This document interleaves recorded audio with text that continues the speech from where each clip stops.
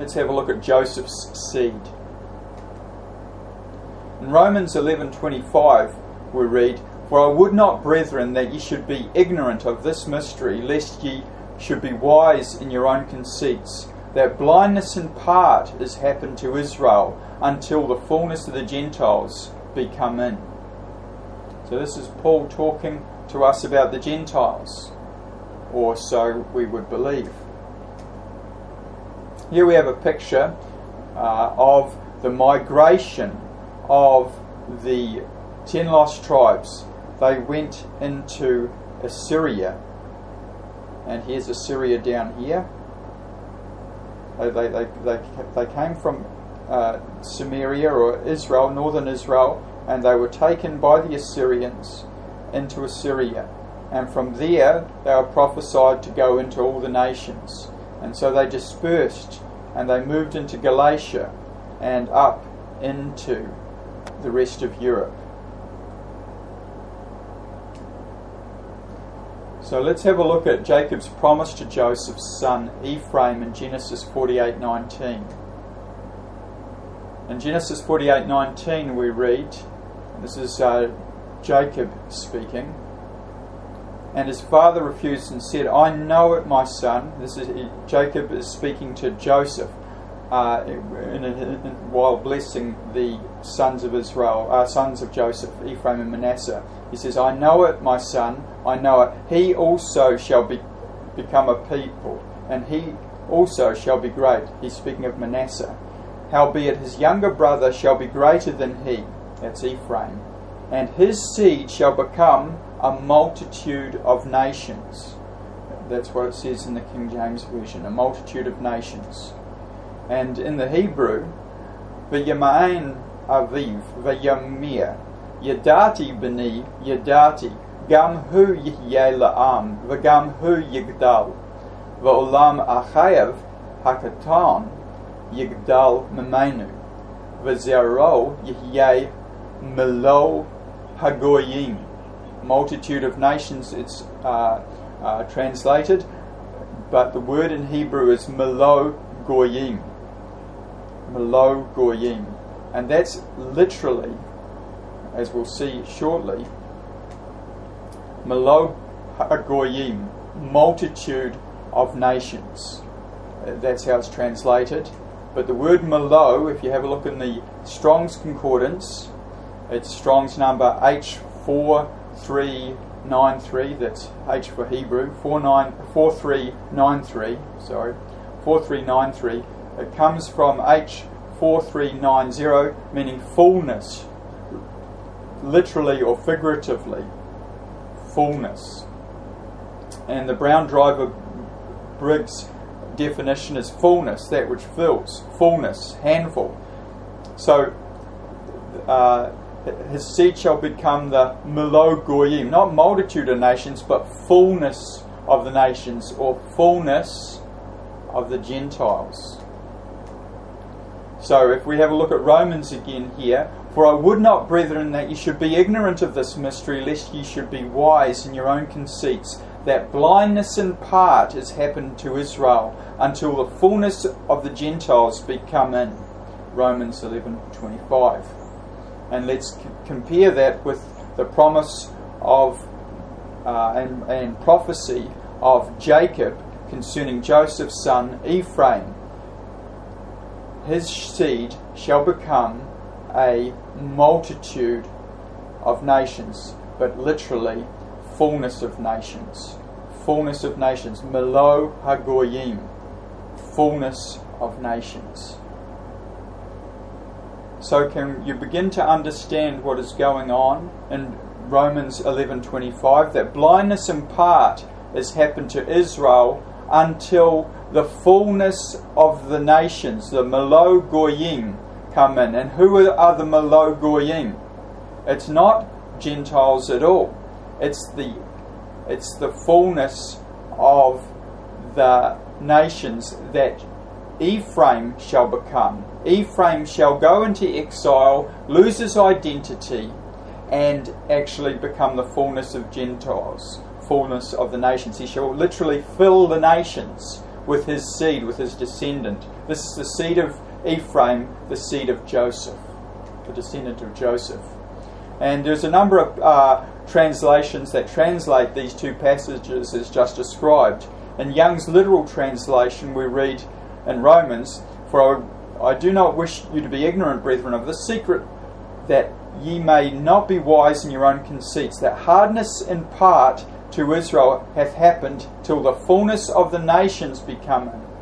And that meshes with Genesis 48:19. And his father refused it and said, I have known, my son, I have known. He also becometh a people, and he also is great. And yet his younger brother, that's Ephraim, is greater than he, and his seed shall be fullness of nations. And Darby's translation translates Genesis 48:19, fullness of nations as well, and there are others. So if you doubt this, just have a look in your Strong's Concordance and look up the word that is translated multitude in the King James Version, and you'll find it's malo. It means fullness and filling the nations. So why is this a big deal? These prophecies of Joseph and his sons are being fulfilled now during the church age. His descendants are scattered amongst the nations now. They don't know who they are, but God does. And very shortly they will be returned to the Holy Land of Israel and reunited with Judah before the tribulation period, the time of Jacob's trouble. So currently the lost tribes don't know who they are. But, well, that's not actually true. There's a lot of people in America especially, and some here in Australia and New Zealand and perhaps South Africa as well, and other places, that are waking up to the Hebraic roots of the Christian faith and returning and keeping the Sabbath and keeping the feasts and having a strong desire to learn the Torah and having a strong love and affinity for Israel. And these are all signs of an awakening that is beginning to occur. And it's happening in America, especially in North America, in the United States, especially around the Bible Belt, and in Canada, in various places.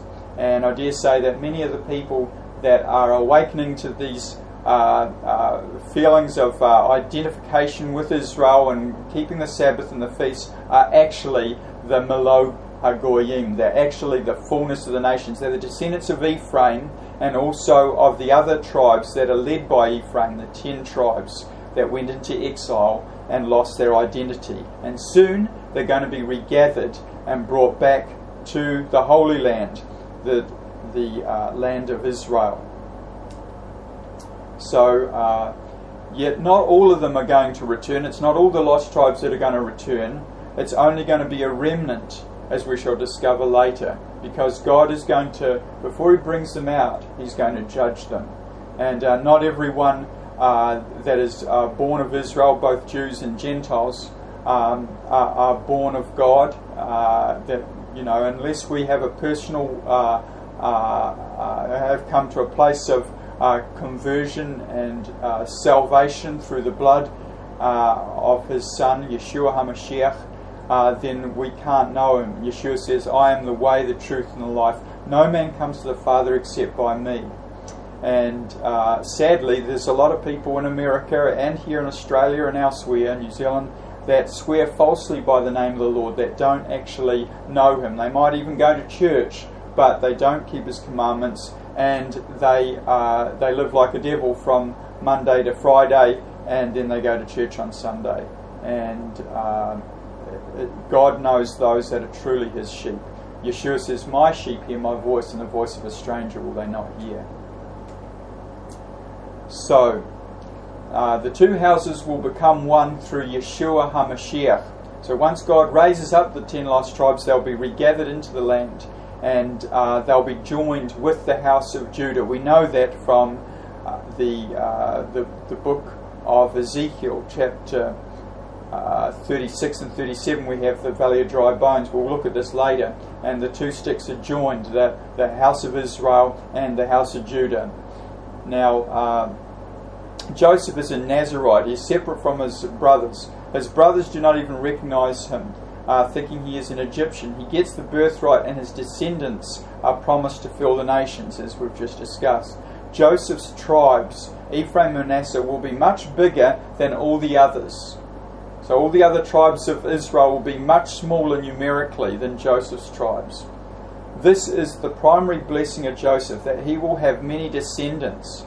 Later, through the dispersion of the northern tribes of the house of Israel, they begin to fill the nations, but they lose their identity as prophesied.